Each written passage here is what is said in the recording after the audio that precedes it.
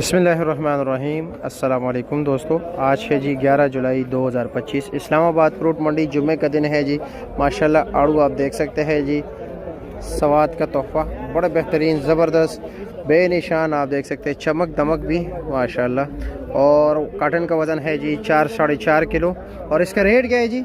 750 750 final. Final 750। अच्छा जी, कुछ कमी बेशी होगी? फाइनल फाइनल है, चलो जी ठीक है जी, शुक्रिया।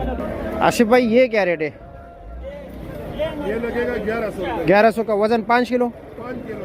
अच्छा जी, जो बहुत सुपर है उसका रेट लगता है 1200। 1200 रुपया। जो इससे भी अच्छा है? जो इससे अच्छे वो पंजाब की शिमकेरी वाला लेके जाता है। अच्छा, 1200 रुपये का। अच्छा जी, और इसमें ये क्या रेट है? ये लगेगा 200 रुपये का। क्या रेट है?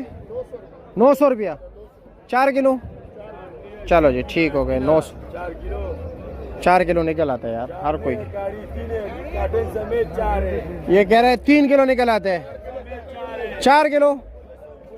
हाँ चलो जी ठीक हो गया, शुक्रिया।